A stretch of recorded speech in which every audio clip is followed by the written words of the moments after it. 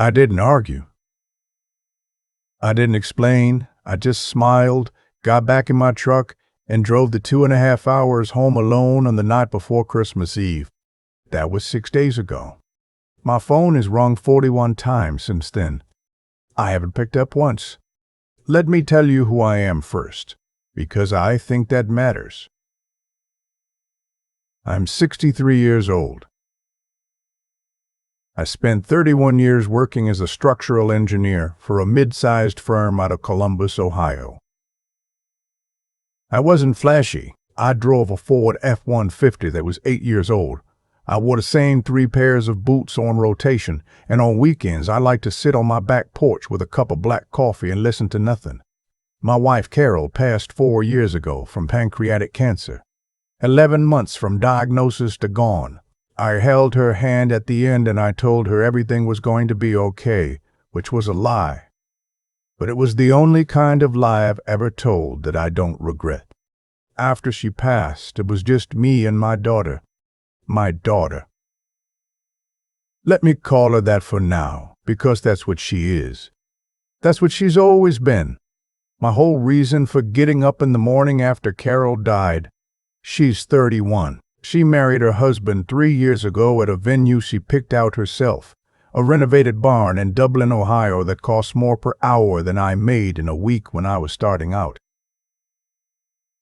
I paid for most of it, not because she asked me to, she did ask me to, but because I wanted to, because watching her be happy that day was one of the few things that made me feel like the world was still worth living in without Carol in it.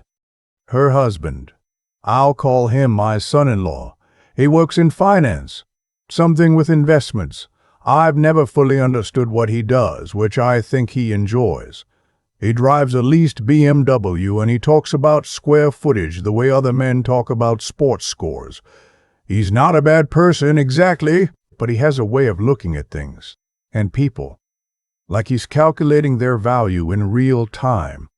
I noticed it early on. I just told myself it didn't matter. About 2 years into their marriage, they decided they wanted to buy a house. A real house, not the condo they were renting in Westerville. My son-in-law had found a place he liked, 4 bedrooms, 3 bathrooms, a finished basement, in a neighborhood with good school ratings and what he called appreciation potential.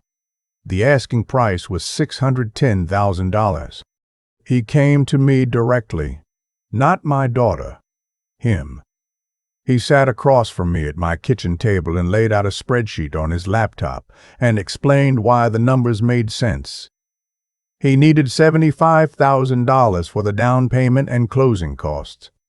He framed it as an investment, not a gift. He said they'd pay me back. I looked at the spreadsheet for a long time. Then I looked at him. Then I wrote the check. I did it because my daughter's eyes lit up when she talked about that house. That was it. That was the whole reason. I didn't need a spreadsheet. They never paid me back. Not $1. I never brought it up again either. I'm telling you now because it matters for what comes later. Over the next 2 years, I became what you might call a regular line item in their monthly budget. It was gradual, the way these things always are. It started small. Gas money when they were tight. A car repair here. A medical bill there. Then my son-in-law's car lease came up for renewal, and somehow I was involved in that conversation too. Then there was the kitchen renovation. Marble countertops. I know because I'm the one who paid for them. I want to be clear about something. I never felt used during this time. Not once. Because whenever I handed over money or a check or my credit card, my daughter would hug me and say, "Dad, you're the best." And I would feel it, genuinely feel it, the way you feel a warm when the sun comes out in February. I was retired. I had my pension and Carol's life insurance and the sale of the firm's equity stake. I had more money than I knew what to do with by myself. Giving it to my daughter felt like the most natural thing in the world. What I didn't know, what I was careful not to know maybe, was that my son-in-law was slowly editing me out of their social life. It happened in stages. I'd visit and there'd be friends over who I'd never met, and they'd get very quiet when I walked in, and my son-in-law would do these small redirections. He'd answer a question before I could. He'd use a tone of voice with me that was slightly different from the one he used with everyone else. Slightly louder, slightly slower, the way people talk to someone they think doesn't fully understand. His friends drove artists and wore watches I recognized from magazine ads, and I showed up in my F-150 wearing a Carhartt jacket, and I could feel the math he was doing in his head every time. My daughter never said a word. That was the part I kept coming back to. She never said a word. In November, she called me to tell me about their Christmas party. They were hosting a gathering at the house, their house, the one I'd helped buy, for about 30 people. Colleagues of my son-in-law's, some of her friends from the yoga studio she co-owned, a few neighbors. Catered food. An open bar. The whole thing. It sounds wonderful, I said. What time should I be there? There was a pause. It wasn't a long pause, maybe 3 seconds, but I've been an engineer my whole life and I understand load-bearing things, and that pause was carrying a lot of weight. Dad, she said, it's a grown-up thing. It's more like a networking event. Okay, I said. And I know how you feel about big gatherings. I don't feel anything about big gatherings. I've been to hundreds of them, I told her that. I just think you'd be more comfortable at home, she said. You know how these things get. I didn't push. I said okay. I said have a wonderful time. I told her I loved her. After I hung up the phone, I sat in my kitchen for a while and looked at the coffee maker Carol had picked out in 2014, the one with the little chip on the handle that I'd never replaced because I liked seeing it there every morning, and I thought about a lot of things.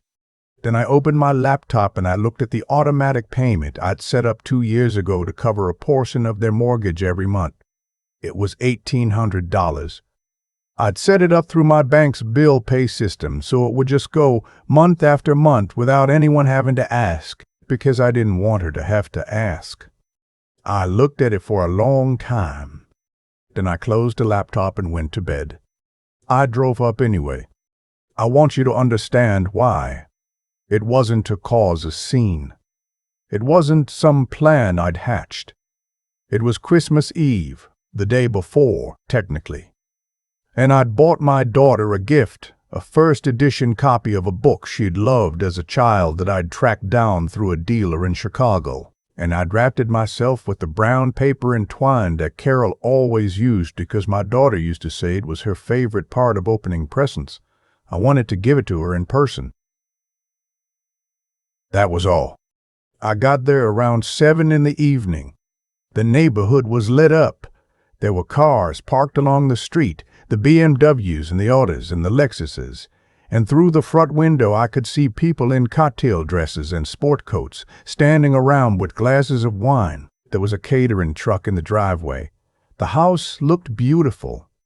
I'd helped pay for a lot of what made it look that way. I rang the doorbell. My son-in-law answered. He looked at me, my F-150 parked at the curb, my jeans, my flannel shirt under a fleece vest, and something moved across his face very quickly.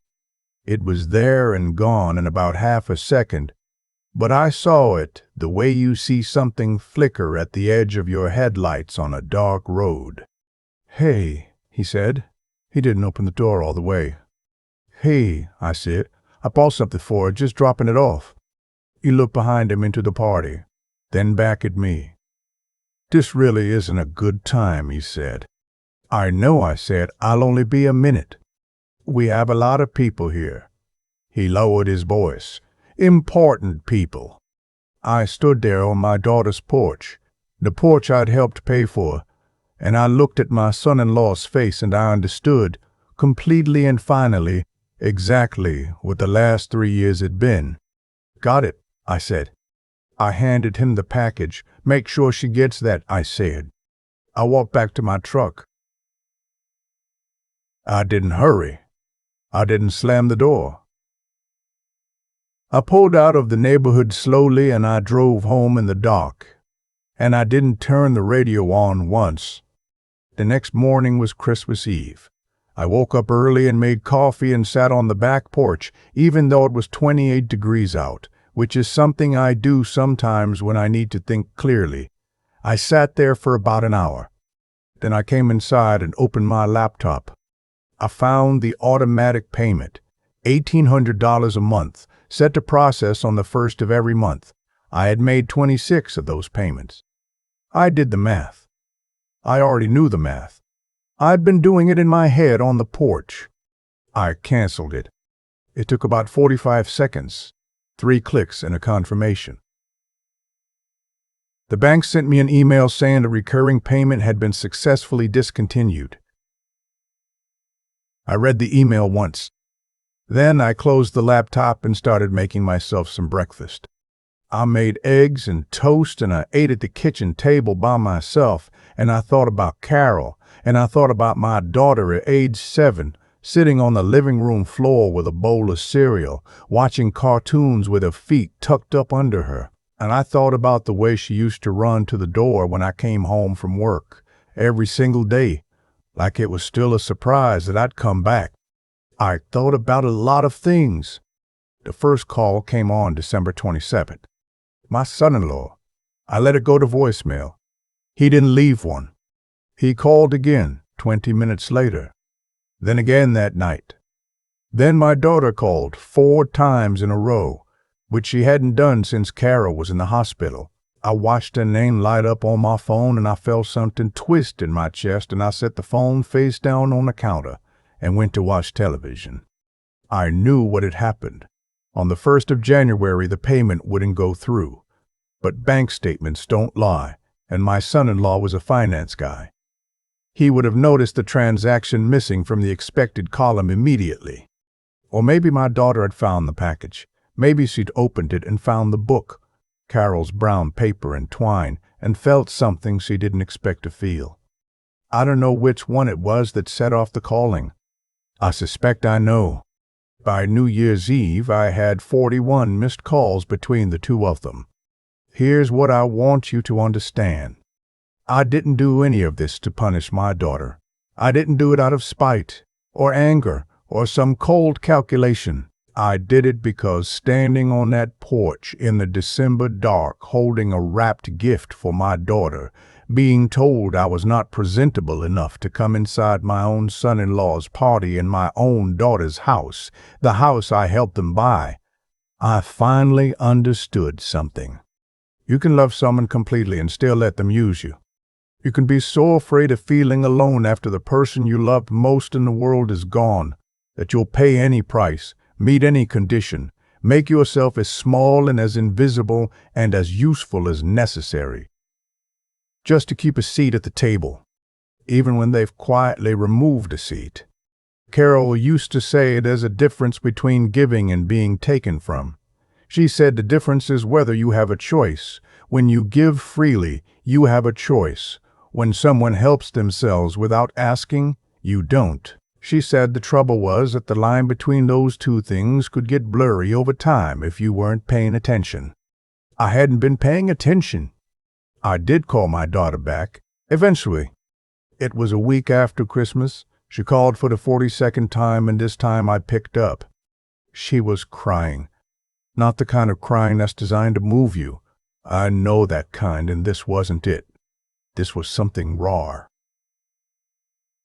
She said she'd found the book. She said she'd opened it on Christmas morning by herself, because she and her husband had gotten into a fight Christmas Eve. She wouldn't say about what exactly.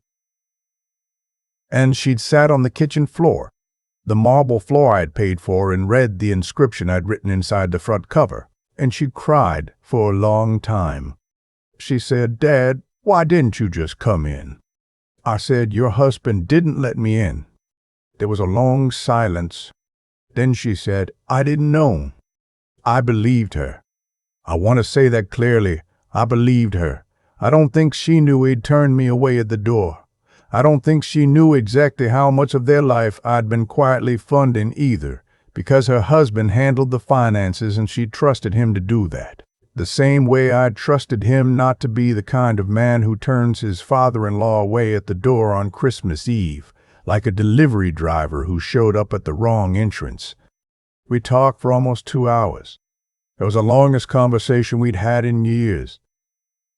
At the end of it, she asked me about the mortgage payment, and I told her I'd canceled it. She didn't argue. She just said, "Okay, Dad." I told her I loved her. I meant it the way I've always meant it, all the way, nothing held back. "I love you too," she said. "I'm sorry." "I know," I said. "I don't know what happens next between my daughter and her husband.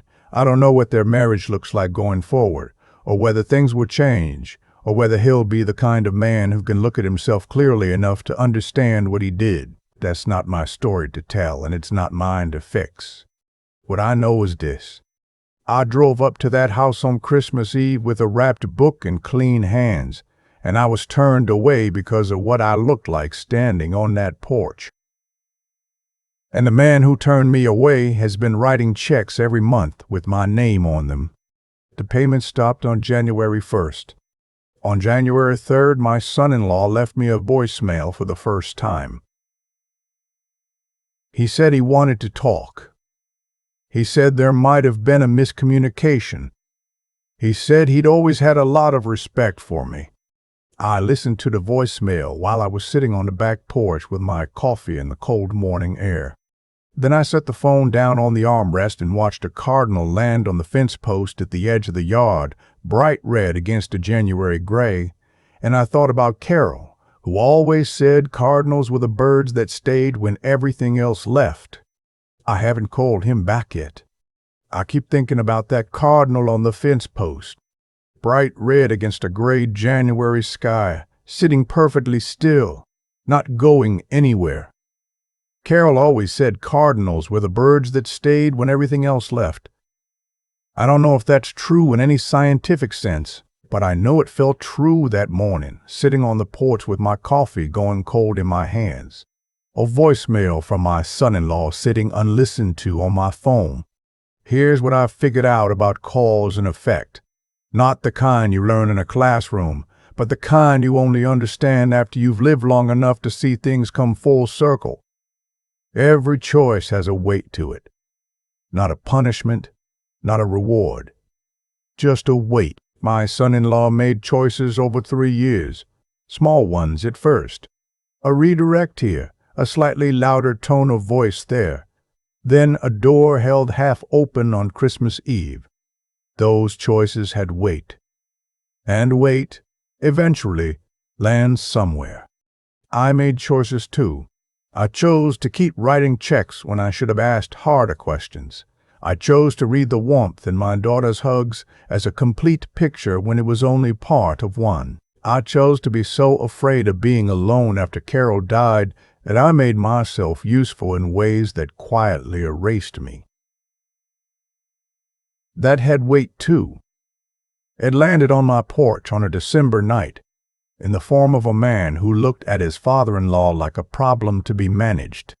What I understand now is that there's a kind of integrity, not the word you put on a plaque, but the living version of it, that you either practice every day or you slowly lose. My son-in-law lost it in increments. He's a smart man. He knows how money works, how markets work, how to read a room full of people he wants to impress. But somewhere along the way, he stopped asking himself a simple question. Is what I'm doing right? That's not a complicated question. It's the first one. And when you stop asking it, you end up standing in a doorway on Christmas Eve looking at a 63-year-old man in a flannel shirt who helped buy the house you're standing in, and you close the door. My daughter's different. She got lost for a while, the way people do when they're living inside someone else's version of life. But she sat on that kitchen floor on Christmas morning, and she read what I'd written inside that book. And something in her remembered who she was before all of this. That takes something, a kind of honest courage that isn't loud or dramatic, just quiet and real. I'm proud of her for that. As for me, I'm 63 years old and I'm still learning. I'm learning that loving someone and being used by them can look identical from the inside for a very long time. I'm learning that the willingness to sit with a hard truth, to not look away from it, to let it change you, that's not weakness. That's the only kind of strength that actually holds. I didn't call my son-in-law back. I finished my coffee. I watched a cardinal fly off. And I started thinking about where I wanted to go in the spring.